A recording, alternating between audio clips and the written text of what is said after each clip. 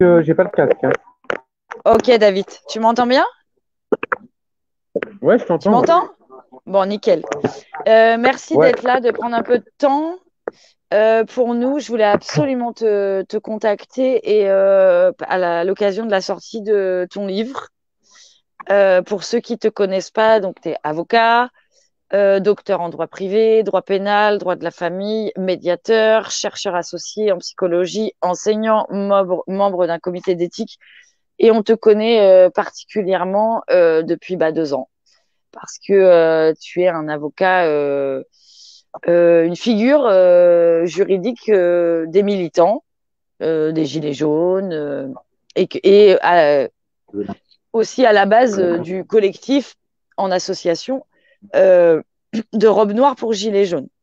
Et à cette occasion, il y a un bouquin qui est sorti donc de ta plume qui s'appelle Un préfet de police hors la loi, en rapport à l'emblématique premier anniversaire des Gilets jaunes que tout le monde a malheureusement et tristement connu pour les dérives policières et les violences et les blessés. Et j'ai pas mal de questions à te poser euh, par Ouais. rapport au... En fait, ce que j'aimerais te demander, et je suis pas la seule à avoir besoin de ta réponse sur cette question, c'est ce qui a déclenché ton engagement dans, dans le mouvement. Parce que avec ton parcours, ton cursus, tu aurais pu choisir un droit des affaires, quelque chose de plus rentable, quelque chose de plus... qu'est-ce qui a fait que tu t'es engagé pour les militants et pour les gilets jaunes particulièrement? Alors, si tu veux, moi, à la base, bon, j'ai voulu être avocat parce que j'étais quand même assez militant pour les droits de l'homme, tu vois. Et j'étais assez idéaliste. Alors, avant les Gilets jaunes, j'ai mené quand même un autre combat qui était celui des sans-abri pendant 4 ans en relation avec le Secours catholique de Saint-Maur. Tu vois, bon, D'accord. pendant que j'étais étudiant, en fait, c'était il y a à peu près 10 ans. En Essaye fait, pendant que de je mettre faisais la... mon master en droit, On en voit fait, que ton j'étais nez. responsable On d'adjoint. voit...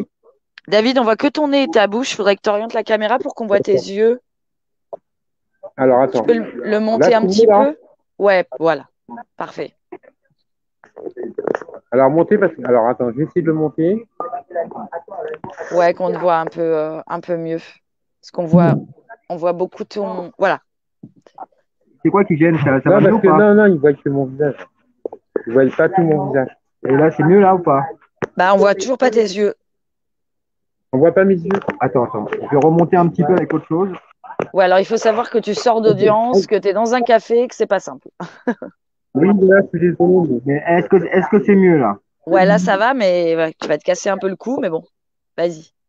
Donc tu as C'est toujours pas grave. été engagé citoyennement, finalement. Alors, voilà, comme je te disais, en fait, il y a à peu près, c'était en 2005.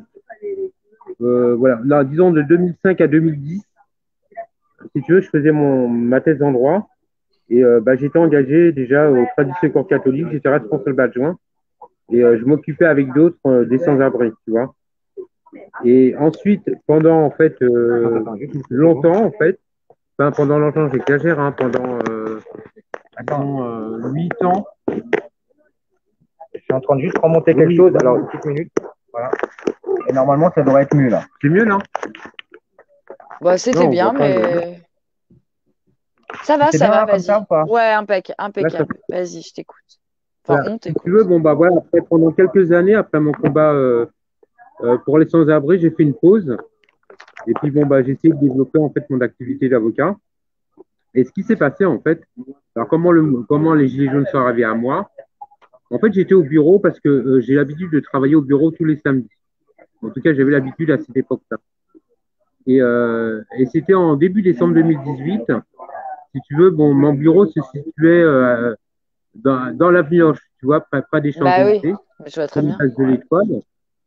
Et, et donc, début décembre 2018, si tu veux, il y a des gilets jaunes en fait qui s'enfuyaient vers la mioche parce que ça gazait de partout. Et tu as le gardien en fait de l'immeuble où se situe mon bureau qui a ouvert aux gilets jaunes parce que les gilets jaunes ils en pouvaient plus, ils étaient gazés, etc. Et moi en fait Mhm. j'étais en pause cigarette dans le hall euh, et je leur ai parlé et c'est comme ça qu'est venu en fait mon engagement. Et je trouvais que c'était D'accord. des gens géniaux, quoi. Il y avait 4 gilets jaunes Et puis après, voilà, je suis sorti, quoi. D'accord. Donc ça a été vraiment un contact presque hasardeux finalement. C'est venu à toi quasiment. Ouais, bah, c'était un peu un coup de foudre. Alors, si tu veux, avant, je faisais quand même les manifs du 1er mai parce que bon, je travaille beaucoup en fait en droit du travail pour les syndicats. Et si tu veux, c'est en échangeant avec les Gilets jaunes que je me suis aperçu que c'était quand même un autre profil de personnes et que c'était vraiment les personnes lambda, normales, classiques et non pas forcément des militants syndicaux, quoi. Bien sûr. Bah Et, ouais. et qui étaient aussi des primo manifestants. D'accord. Et à ce jour-là, depuis 18 mois, si bon, on enlève le confinement, on va dire 16 mois, t'as instruit combien de dossiers de GJ uniquement? Ça te prend Alors, combien de excuse-moi parce temps que en fait? tu peux répéter ta question? En fait, je voulais te demander si on enlève le confinement, qui est, on va dire depuis 16 mois ou un an et demi, tu as instruit combien de dossiers si on parle uniquement de GJ, hein, je ne parle pas de ton activité en plus qui est plus large, ça représente combien de dossiers? En Combien de cas? en fait, je peux savoir combien d'affaires j'ai eu à peu près. Ouais, Là, je t'entends mieux parce qu'il passait malheureusement une sorte d'aspirateur. En fait, bon, si tu veux, bon, faut compter, j'ai une cinquantaine d'affaires, quoi. Voilà, 50? j'ai une cinquantaine d'affaires gilets jaunes, à peu près. D'accord. Et Alors, le excuse-moi, je t'entends pourcentage pas très de... Tu tout de m'entends suite, pas? il arrête. Ouais, s'il te plaît, D'accord. Stéphane. Alors, Et attends, est-ce que... excuse-moi, parce que Vas-y, je t'en prie. Je sais que tu es dans un café, que tu es devant le tribunal, que voilà, j'étais un peu chopée au vol, donc je en comprends fait, très bien. il y a un bruit assourdissant. Bon, je sais pas, l'aspirateur. C'est pas grave. C'est pas le moment de faire l'aspirateur. Et est-ce que Ok, toi, en... Tu m'entends? là, je t'entends mieux. Est-ce que Ouais. toi, en tant qu'avocat, du coup, tu as senti qu'il y avait une justice à deux vitesses ou est-ce que tu considères que dans les cas que tu as instruits, rapport uniquement au GJ, moi qui ai passé beaucoup de temps au tribunal aussi, alors en tant que spectatrice, hein, euh, est-ce que tu as trouvé que la justice rendait justice finalement, ou est-ce que c'était Alors, compliqué de excuse-moi, défendre un, un- alors, Dis-moi. excuse-moi, j'ai mal entendu. Alors, évidemment, alors j'ai pas entendu toutes les questions, mais en fait, tout ce que je peux dire, c'est qu'effectivement, il y a une justice à deux vitesses. Ok, C'est-à-dire, faut se rendre compte que des primo-manifestants qui n'avaient pas de casier judiciaire ont été condamnés à des peines de prison ferme. Alors ouais. qu'habituellement, quelqu'un qui n'a pas de casier est condamné même pas à une peine d'intérêt général ou voire au pire à une peine avec sursis. Et là, en fait, il y a une répression judiciaire sanglante à l'encontre des Gilets jaunes, parce qu'il faut savoir que le ministère de la Justice, au début du mouvement, par une circulaire du 22 novembre 2018, en fait, a préconisé un traitement judiciaire sévère aux Gilets jaunes. Et cette circulaire a été envoyée au procureur de la République et aux magistrats, ce qui explique en fait que il y a eu des peines de prison ferme, il y a eu des peines vraiment excessives par rapport à ce qui se pratique habituellement devant les tribunaux, quoi. Parce que si on écoute les mainstream, si on lit la presse financée par la propagande étatique, aujourd'hui on en est là, on entend beaucoup que les gilets jaunes sont des récidivistes. Toi, tu confirmes qu'il y a des Ah non, primo-délinquants qui sont en prison. ah non, non, ça c'est faux. Tu as, disons, moi par rapport, alors j'ai eu une cinquantaine d'affaires, mais j'ai eu quand même des échos un peu partout sur toute la France. Tu avais à peu près 80% de gens en fait qui ont été jugés qui avaient un casier judiciaire vierge. Ah, ça Après, tu c'est avais 20% qui avaient eu effectivement Oui, quelques condamnations avec sursis antérieurement. Mais ce qu'ont dit les médias mainstream est absolument faux et inexact. donc toi, La, tu le la plupart confirmes des gens que... qui Ouais, étaient condamnés pour des peines de prison ferme n'avaient pas de casier. bah oui. Et comment t'expliques qu'on puisse envoyer un citoyen en prison ferme quand il n'a pas de casier et qu'il est en manifestation? Bah, c'est bien le problème, en fait. C'est que on est face à un problème aujourd'hui. C'est que les politiques et l'exécutif, en fait, instrumentalisent la justice pour pouvoir étouffer, en fait, un mouvement social. Ça concerne évidemment les Gilets jaunes. On l'a vécu pendant 18 mois et ça continue un petit peu. Et il y a également d'autres mouvements sociaux, hein. Il y a eu quand même une manif contre le féminicide. Voilà, des femmes Ouais. en fait qui manifestent pour leurs droits, Les marches etc. des femmes, c'était terrible, la répression. Terrible. La répression policière qui a été terrible, hein. Ouais. Alors, c'était il y a quelques mois, mais voilà. En fait, le gouvernement actuel, la spécificité du gouvernement actuel, de l'exécutif, c'est de réprimer toute forme d'opposition qui est dans la rue. On l'a vu avec les Gilets jaunes, on l'a vu un petit peu avec les syndicats, hein, qui ont manifesté contre la retraite, on l'a vu avec les avocats, et on l'a vu également avec les pompiers. Avec Hein. les pompiers, Extinction Rebellion, maintenant les Exactement. infirmières. Ouais. Voilà. Donc Les toi, soignants, on a tu peux, les vu que tu es au tribunal et que tu m'entends? Donc Ouais, je toi, t'entends. t'affirmes, parce que tu le sais, parce que tu le vis, que la justice n'est plus indépendante là, quand il s'agit de Alors, militantisme. alors, je t'explique en fait. Si tu veux, c'est les procureurs. En fait, quand quelqu'un se fait arrêter, quand quelqu'un est interpellé, il est placé en garde à vue sur instruction du procureur de la République. Et ensuite, c'est le procureur de la République qui décide si cette personne doit être renvoyée devant un tribunal correctionnel pour être jugée. La difficulté, c'est que les procureurs de la République en France ne sont pas indépendants parce qu'ils sont nommés par l'exécutif. Ça, c'est pas une joute d'avocats, c'est un fait certain, établi. La Cour européenne des droits de l'homme condamne la France depuis le 23 novembre 2010 en pointant du droit justement l'absence d'indépendance des procureurs de la République. Mais le problème, c'est que c'est eux qui te renvoient en fait pour être jugé devant un tribunal correctionnel. Alors les juges qui te jugent en tribunal correctionnel sont indépendants. En théorie, ils sont indépendants. Le problème, c'est qu'il y avait cette fameuse circulaire là du 22 novembre qui avait été envoyée aussi bien au procureur de la République qu'au juge.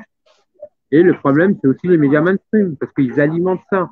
Si tu veux, un magistrat qui juge un manifestant au tribunal correctionnel, lui, il se fie à quoi? Il se fie à la télévision. Il ne va pas en manif voir ce qui se passe. Voilà, c'est le problème en fait. Voilà, c'est le problème. En Donc fait, il si y tu a, veux, tous les magistrats en fait subissent quand même les pressions de l'exécutif, étant précisé qu'ils sont quand même, alors même s'ils ont un statut particulier, ils sont fonctionnaires, quoi. Alors, est-ce que dans le collectif Robe Noire pour Gilets jaunes, ce sont aussi des avocats qui militent pour justement l'indépendance de la justice, pour qu'elle soit juste et qu'elle n'obéisse pas elle non plus finalement? Est-ce que ce sont des avocats eux aussi qui ont, on va dire, qui ont une âme un peu. Est-ce qu'aujourd'hui être avocat, c'est ça, que c'est une forme de résistance? Alors après, ça dépend quel type d'avocat. Alors évidemment, je pense que fondamentalement, tous les avocats évidemment sont pour l'indépendance de la justice, militent pour l'indépendance de la justice. Ensuite, il y a plusieurs catégories d'avocats. Tu as les avocats d'affaires, qui eux Oui, évidemment sont bon. loin de ces affaires-là. Ouais. Après, tu as, les avocats généralistes ou les avocats pénalistes. Et tous les avocats, si tu veux, ça fait partie de notre ADN, voilà, d'être attaché en fait à l'indépendance de la justice, aux libertés publiques, à la liberté d'expression, à la liberté de manifestation. C'est dans l'ADN, que ce soit dans l'avocat généraliste que dans l'avocat d'affaires. On nous apprend ça à la fac, on nous bassine pendant des années sur les droits de l'homme. Donc évidemment, on a cette culture, on a la culture française, la culture des droits de l'homme. Évidemment, nous avocats, nous sommes très attachés en fait à l'indépendance de la justice. Alors j'ai Et une à ce que les question. libertés. J'ai une question qui va peut-être te déranger, mais il faut que je te la pose parce que moi j'ai été en Non, manif mais pendant j'ai deux aucun. ans, et quand moi c'est arrivé. D'ailleurs, je t'avais contacté à l'époque pour quelqu'un. Enfin, tu dois plus t'en rappeler tellement t'es débordé, mais euh, et on m'avait dit non, non, contacte pas Robe Noire pour Gilets jaunes parce que ils font de la récupération.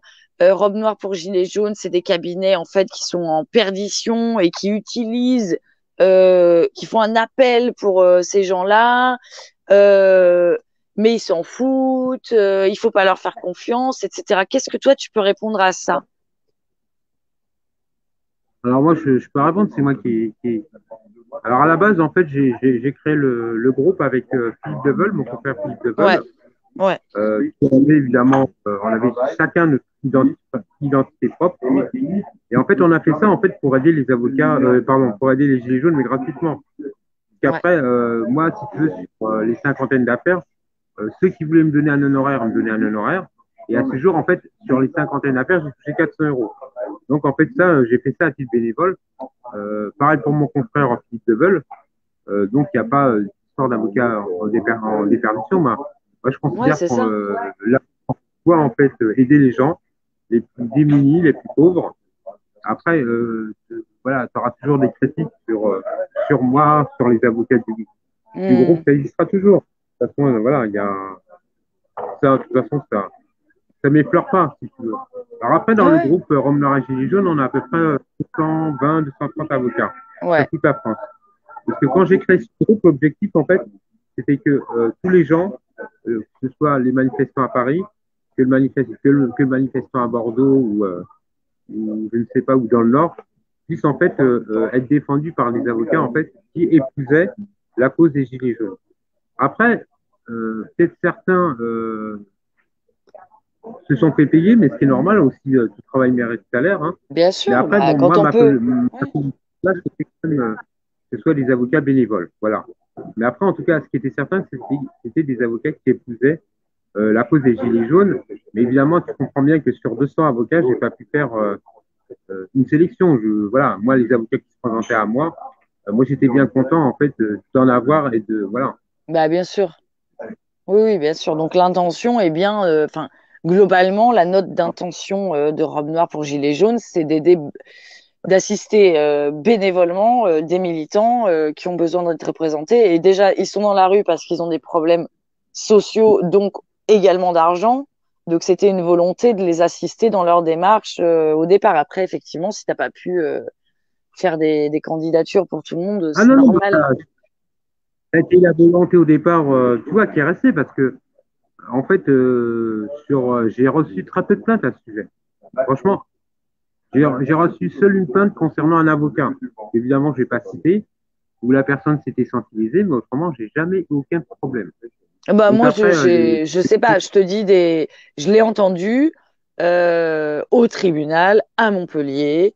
Moi j'en ai parlé en disant pourquoi est-ce que vous faites pas appel et on m'a dit non non il faut pas non non non c'est des gens qui font du business. Alors après il y a de la forcément c'est un mouvement non, mais qui a tellement de répression qui a aussi enfin tout de suite pas une après, paranoïa mais une méfiance une méfiance.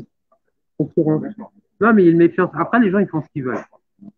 Après, les gens, ils font ce qu'ils veulent. Moi, je peux te garantir, en fait, que, en tout cas, moi, je me suis pas enrichi. La plupart des avocats, en fait, qui font partie de ce groupe ne se sont pas enrichis. Après, les gens, je ne sais pas sur quelles données ils se, ils se fondent, hein, parce que c'est bien de porter de telles accusations ou de dénigrer les gens. Mais moi, je suis un avocat, je suis un juriste, il me faut une preuve. Voilà. Et la preuve, tu ne la trouveras pas, de toute façon, parce que, en tout cas, voilà, je pense pas qu'elle existe. Après, si les gens peuvent faire appel à d'autres avocats, Ah ça, bah c'est oui, pas bah mon c'est pas problème. ce Hein. qui manque, hein. Ouais, ouais. C'est bon retour de tous les avocats qui sont dans le groupe. Et je te dis, j'ai eu seulement une critique sur un avocat en particulier. Mais autrement, voilà, il y a pas de difficulté. Après, les gens, ben, ils parlent, ils parlent, ils parlent, ils parlent, mais bon, voilà. Ouais. Je voulais te Tu vas te parler demander, pour faire quelque chose de tangible, trouvable. oui, oui, non, mais bien sûr, c'est pour ça que j'avais besoin de te poser cette question par rapport à un on-dit pour pouvoir soit agrémenter, soit casser la rumeur. Parce que moi, moi personnellement, j'en doute Dans pas. la rumeur, des rumeurs, Oui, je oui, m'en bah fous un bien peu des sûr. rumeurs. Tant que c'est pas Ouais, des mais moi, éléments comme je tangibles, pense qu'il y a preuves, des gens qui l'ont entendu et que peut-être se sont gardés ou quoi, donc j'avais besoin d'éclaircir ça. Euh, Ensuite, par rapport au livre, que moi, je n'ai pas lu, tu le sais, je te l'ai dit. Il est sorti le 13. Je l'ai pas lu. En revanche, j'ai compris quel était l'élément déclencheur et puis je connais bien cette journée-là, malheureusement. Je voulais savoir si, à tes yeux, la désobéissance civile, c'est un bon moyen de contestation. Ou comment tu arrives à le Tu veux savoir ce que défendre? je pense? Tu veux que En fait, je te parle de la désobéissance, pardon, de la désobéissance civile, c'est ça? Ouais. Bah, après, faut savoir ce que c'est la désobéissance civile. Mhm. Et tout à fait. C'est pas l'insurrection, hein, faut bien faire le distinguo. Après, c'est un concept qui est séduisant, le fait de désobéir, mais après, je pense pas que c'est réaliste, quoi. Si tu veux, faut qu'on soit des millions à désobéir. Si t'as pas des millions de Bah gens ouais. qui ça, t'arriveras à rien, quoi. De toute façon, il y a pas 50 solutions. Soit c'est un coup d'État, évidemment, je refuse, je suis contre le principe du coup Oui, bien d'État, sûr. ou Oui. soit c'est les urnes, ou soit c'est les manifs, et encore, même une manif où il y a 10 millions, je suis même pas sûr hein, que le président de la République que le gouvernement démissionne. Voilà, donc faut être réaliste. Faut être réaliste. Après, la désobéissance civile, non. En tout cas, en l'état actuel, j'y crois pas trop, quoi. Bah là, de toute façon, je pense que Alors, je dis pas ça pour la protéger. répression a été telle que de toute façon, il y a des peurs hein, maintenant. C'est normal. Hein. Non, mais bon, c'est pas forcément une question de répression, c'est que les gens, malheureusement, sont un petit peu englués dans leur quotidien. Voilà, ils ont leurs soucis, hein, comme tout à chacun. Et je pense qu'il y a aussi un découragement. Voilà, on t'a dit en fait que le capitalisme, l'économie de marché, c'était comme ça, que le monde libéral avait gagné sur le marxisme du fait de la chute de l'Empire soviétique, tu vois, dans les années, dans le milieu des années 80. Donc en fait, tout le monde part du principe que voilà, c'est le libéralisme qui a gagné, c'est comme ça, c'est devenu une vérité scientifique. Ce qui fait que les gens, voilà, sont un petit peu découragés. Et en fait, tu n'as pas un système alternatif qui est proposé. Donc, voilà, le seul système alternatif, c'est être contre la mondialisation ou être pour le souverainisme. Si tu veux, c'est compliqué. Tu n'as pas d'idée philosophique comme il a pu exister au XVIIIe siècle, voilà, Bah qui a oui. donné lieu ensuite mission de 1789, tu vois. Donc, Bah oui. tant qu'en fait, il n'y a pas de nouvelles idées en fait, originales de changement de société qui apparaissent, ben, on sera toujours un petit peu englué dans ce système libéral, quoi, qui a aussi des avantages. Hein. Je ne dis pas qu'il y a que des inconvénients, mais en tout cas, ce qu'on ressent depuis des décennies, c'est que les inconvénients, quoi. Bah ouais, forcément, parce que ça profite toujours au même. Enfin bon, c'est insupportable. En revanche, je voulais te demander, alors effectivement, moi qui n'ai pas lu ton livre, mais je vais le faire. euh, Pourquoi est-ce que t'as insisté sur ce jour-là? Qu'est-ce qui s'est passé? Alors, on sait ce qui s'est passé ce jour-là. Pour ceux qui ne le savent pas, je le redis. À une demi-heure de la manif, ça a été annulé et les militants n'ont pas supporté. Et il y a eu énormément de violence, des blessés, ça a été dur. Euh, Toi, en fait, En fait, pourquoi j'ai pour- cet événement-là en particulier, le 16 pourquoi tu as novembre, choisi? Ouais, évidemment, c'est ouais. pour la première raison, c'est que j'étais quand même co-déclarant, co-organisateur avec Christian Ludowski et Fauzi Lelouch de cet Et événement, Fauzi, du ouais. premier Mm. anniversaire. Donc, étant aussi co-organisateur, voilà, c'est quelque chose qui évidemment m'a marqué. Ça, c'est un premier élément. Deuxième chose, en fait, c'est que je crois que c'est la première fois, en tout cas, qu'une manifestation est annulée, en fait, 30 minutes avant son départ. C'est C'est pour clair. ça qu'il me semblait, en fait, que, enfin, en tout cas, c'est un éditeur qui m'a demandé d'écrire ce livre. Hein, c'est pas venu d'une initiative spontanée de ma part, parce qu'il y a beaucoup de gens, en fait, qui ont été choqués que cette manif soit annulée au dernier moment. Donc, c'est pour ça que Mhm. j'ai écrit ce livre, parce que, en plus, ce premier anniversaire, pour moi, reflète un petit peu tout ce qui s'est passé durant le mouvement des Gilets jaunes. c'est-à-dire la répression, voilà, les yeux perdus, les gazages, les NAS. Voilà. Et donc, il était important en fait que l'opinion publique, pas que les Gilets jaunes, soient au courant de ce qui s'est passé. Parce qu'on aura toujours en fait les lives, enfin non, justement, toutes les vidéos qui ont été prises, les images télé, etc., tout ça peut disparaître avec le temps. Et à mon sens, il était nécessaire en fait, d'acter aussi par écrit Bien euh, sûr. cet événement des Jaunes, et notamment le premier anniversaire des Gilets jaunes, parce que bon, l'écrit reste, voilà, il reste pendant des siècles hein, dans les bibliothèques, et je voulais pas que ce soit quelqu'un d'autre en fait qui écrive euh, ce livre. Alors pourquoi? Parce qu'il y en a beaucoup qui ont écrit des livres sur les Gilets jaunes, mais on les a jamais vus en manifestation. Voilà, qui se sont Ouais, servis de ce mouvement en fait bah, bien pour sûr. écrire un livre et pour s'enrichir et qui n'était même pas forcément Gilets jaunes quoi. Alors d'ailleurs, Les j'informe. derniers excuses, c'est parce Attends, que attends. fallait aussi rendre honneur quand Il même. faut que j'informe tout le monde pour ceux qui ne le savent pas, que tu as refusé de toucher l'argent des ventes de ce livre et Ouais, que tu souhaites les tout à fait. reverser aux associations des blessés. Voilà. Et Voilà, c'est ce que j'allais dire. c'est très important que le gens le sachent, que toi, C'est alors pour le important parce coup, que t'es pas dans c'est pas une quelqu'un de démarche riche. de rentabilité. Voilà. Moi, si tu veux, je suis pas quelqu'un de riche, mais bon, j'ai pas d'enfant. Je suis locataire, comme beaucoup. Voilà, je considère que ça va, quoi. J'ai pas, moi, du moment que je peux me vêtir, me nourrir, etc., j'ai aucun souci. En plus, bon, c'est une cause que j'ai épousée, donc je ne voulais pas m'enrichir sur ça. Et il m'a semblé plus pertinent, en fait, de verser tous mes droits d'auteur. Donc, j'ai touché 0 € hein, voilà, aux personnes qui ont été d'abord mutilées, hein, qui ont subi des mutilations à vie, parce que Ouais. c'est eux qui tuaient, et dans un second temps, pour les blessés, quoi. Voilà, je pense que c'était quand même, en tout cas pour moi, c'était la moindre des choses. Voilà. Ouais, mais c'est important de le dire parce que voilà, c'était important de le Alors, préciser. Et si tu avais un voilà, message pour ceux qui n'ont pas lu le bouquin et ceux qui savent pas trop ce qu'ils vont y trouver ou donner ou susciter la curiosité de ceux qui connaissent même pas le mouvement, globalement, quel serait toi ton message de qu'est-ce qui passe à travers ce alors, livre? en fait, j'ai pas un peu du contenu de ce livre. Alors, ce livre, en fait, recense tous les événements depuis la déclaration à la préfecture de police de Paris. Hein, parce que c'est aussi important de savoir comment se fait une déclaration.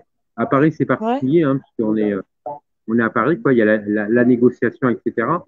Jusqu'à en fait l'évacuation des gens suite à l'annulation de la manifestation. Il y a beaucoup de témoignages. Je crois que les témoignages, c'est important. Il y a 8 ou 9 témoignages Ouais, c'est euh, important. de Manu, hein, la personne malheureusement qui a perdu son œil, de Jérôme Rodriguez et beaucoup d'autres, en fait, des gens connus comme des gens moins connus du mouvement, voilà, qui ont témoigné sur ce qui leur était arrivé, en fait, sur la place d'Italie, donc le nassage, le gazage, etc. Quoi. Et Classique. ce livre traite aussi des infractions qui, à mon avis, s'est rendu coupable la préfecture de police de Paris. Voilà, donc vous verrez que je cite de nombreuses infractions. Alors, évidemment, tout ça est vulgarisé. Hein, c'est pas un livre de juriste, hein, évidemment. C'est un livre pour tout le monde. Et voilà, je cite les infractions qui, à mon sens, ont été commises par la préfecture de police. De toute façon, Et c'est là, surtout un livre de témoignages. C'est moi, en d'accord. fait, Donc, qui suis des l'auteur de tout. témoignages Et ça reste et une collective. Parce que, comme je te l'ai indiqué, tu as beaucoup de témoignages de personnes du monde des Gilets jaunes qui ont vécu cet événement en place d'Italie. donc on y retrouve des témoignages, un axe du Voilà, droit là où il a été bafoué, et tu sais de quoi tu tout à fait, parles. ouais. Et, Ouais, euh, et donc ça permettrait aux gens qui ne sont jamais allés manifester de prendre le pouls de ce qui se passe quand on manifeste, parce qu'il y a énormément de gens qui parlent des exactement. manifestations et des gilets jaunes et qui ne Ouais. sont jamais allés en manif. Donc, il faudrait quand même. C'est une forme. C'était important pour toi de rétablir la vérité. C'est une forme de justice aussi pour toi d'avoir fait ça. Alors, excuse-moi, là, je t'entends très très mal, il y a encore du bruit derrière moi. Je Est-ce suis que vraiment c'était désolé. un. Non, mais je sais que tu es au café et devant le tribunal, t'inquiète pas, et les gens ils Là, je s'adapteront. Et t'entends, là, je ouais. t'entends. Est-ce que pour toi c'était Merci, c'est bon. important d'écrire ce livre dans le sens où c'était une forme de justice rendue de le faire. Oui, bah pour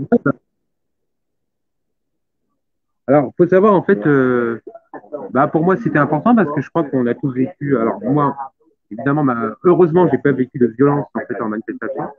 J'essaie de faire très attention. Mais en fait, on a vécu quand même, mais ça continue, hein, c'est pas fini le mouvement des Gilets jaunes. Voilà, on est juste en pause.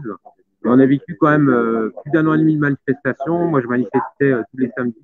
J'ai dû louper 2 ou 3 actes. Donc, il était aussi important. C'est un témoignage évidemment pour le mouvement, mais aussi pour moi. C'est bon, on a vécu des choses où on a vu des choses terribles, même si on n'a pas été touché dans le cœur.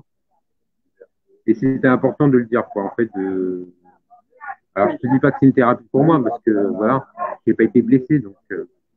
Mais bon, c'est une forme quand même de thérapie. Oui, mais Et de toute façon, être en contact avec des blessés ou ne serait-ce que d'assister à une violence policière, c'est très, très, très violent, hein. ouais, c'est violent, ouais, ouais, ouais.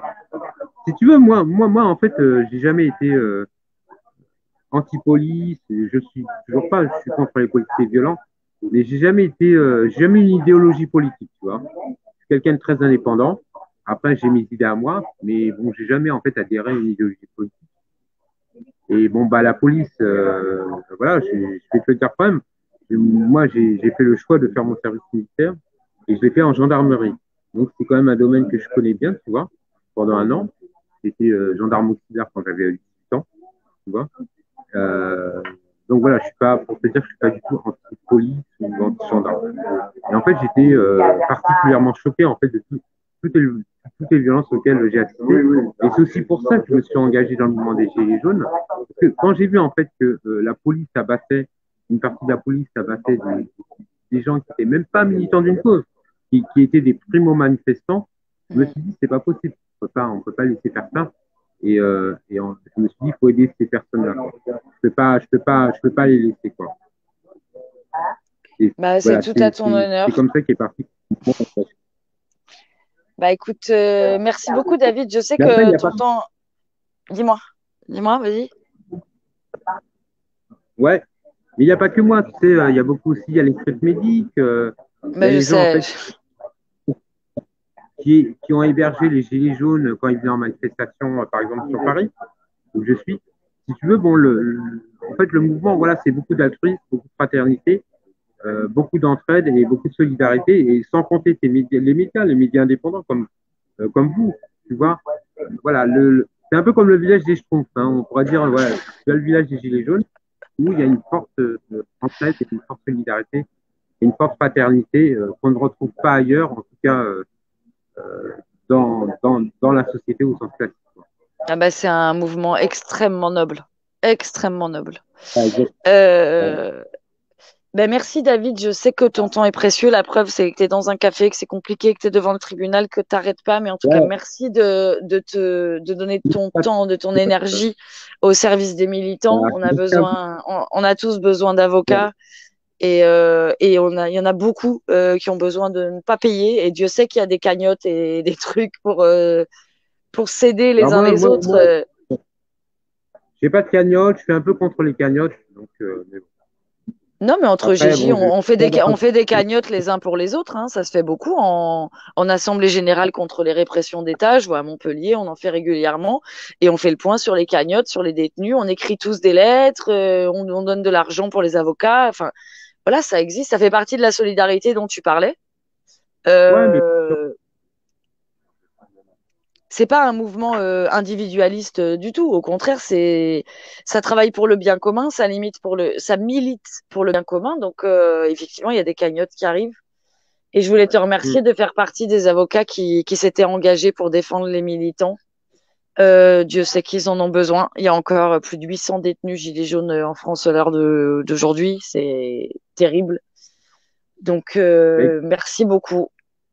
Et puis d'avoir bah, témoigné, merci. j'encourage tout le monde à acheter ton livre, à surtout l'offrir et à en parler autour de ceux qui ne connaissent pas ce que c'est que ce mouvement, qui ignorent ce que c'est que de manifester aujourd'hui en 2020 en France, voilà, qui veulent s'informer et sans juger et sortir des sentiers battus des mainstream et de la télé et de tout ce qu'on veut bien raconter en permanence qui est faux. Voilà, on l'a démontré, tu l'as démontré à bien des égards et pour être militante, je continue à le marteler. C'est faux. Voilà. Donc pour ceux qui sont sensibles à la vérité et qui sont sensibles à la justice, ben, j'encourage tout le monde à courir acheter ton bouquin et je serai une des premières aussi à le faire. Et merci de ton temps, en tout cas. Merci. Allez, je te fais un gros bisou. Moi Puis aussi. merci à tout le monde. Voilà. Mais Passer on un te petit remercie plaisir. tous Salut. aussi. Mais salut. Voilà, salut à tous. Éthiquement parlant, c'est fini pour ce soir. C'était important pour nous de laisser la parole à David Libeskin, qui est un avocat extrêmement engagé et qui milite pour la défense des militants. Donc, je vous encourage à aller lire son livre qui s'appelle Un préfet de police hors la loi. C'est sorti chez Hachette et vous le trouvez alors évidemment un peu partout, sur Amazon aussi. Je vous encourage pas à l'acheter sur Amazon, mais vous faites bien comme vous voulez. Et puis à très vite. Je vous embrasse et à bientôt sur Éthique.